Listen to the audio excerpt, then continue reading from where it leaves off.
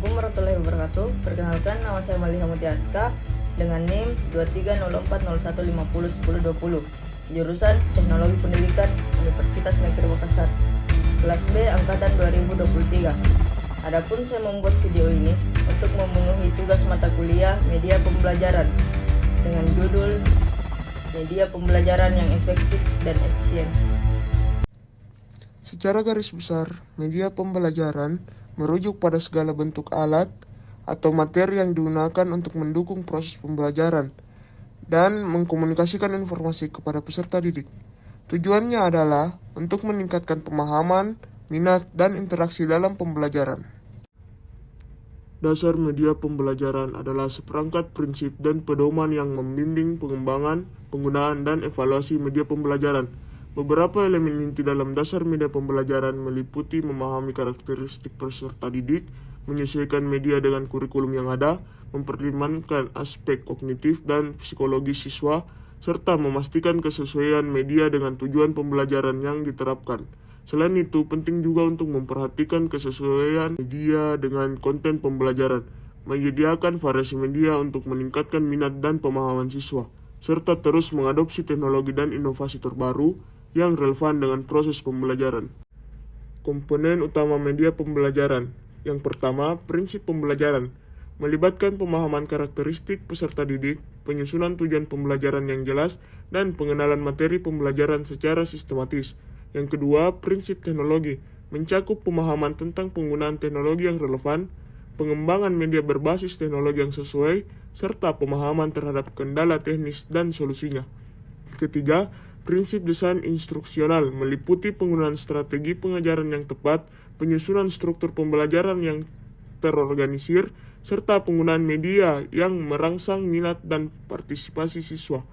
Keempat, prinsip psikologi dan kognitif, pemahaman bagaimana siswa belajar dan berinteraksi dengan materi pembelajaran, serta mempertimbangkan faktor-faktor psikologis yang memengaruhi pemahaman dan keterlibatan siswa.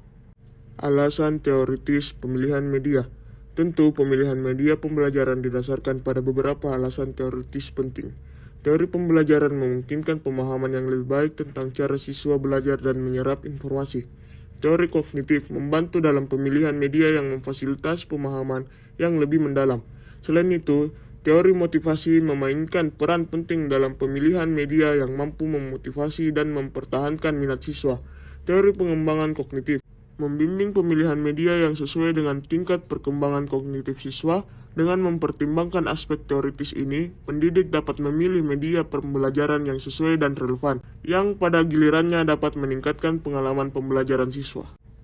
Alasan praktis pemilihan media. Pemilihan media pembelajaran melibatkan beberapa pertimbangan penting. Pertama, media harus mudah diakses dan digunakan oleh siswa serta pendidik. Kedua, media yang dipilih harus sesuai dengan kurikulum dan sumber daya yang tersedia.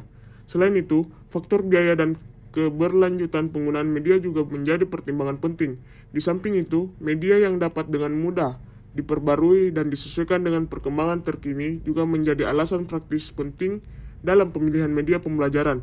Dengan mempertimbangkan faktor-faktor praktis ini, pendidik dapat memilih media pembelajaran yang efisien dan dapat diintegrasikan dengan lancar ke dalam lingkungan pembelajaran.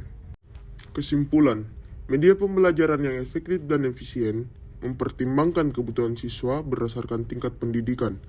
Dengan penggunaan beragam alat seperti gambar, cerita, video, dan presentasi multimedia, pemilihan media didasarkan pada dasar teoritis pembelajaran yang mencakup teori pembelajaran, kognitif, motivasi, dan pengembangan kognitif.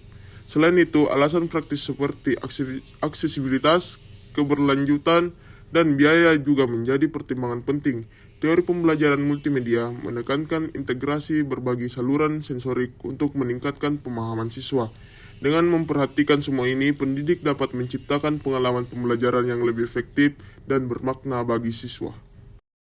Sekian dari saya, thanks for watching.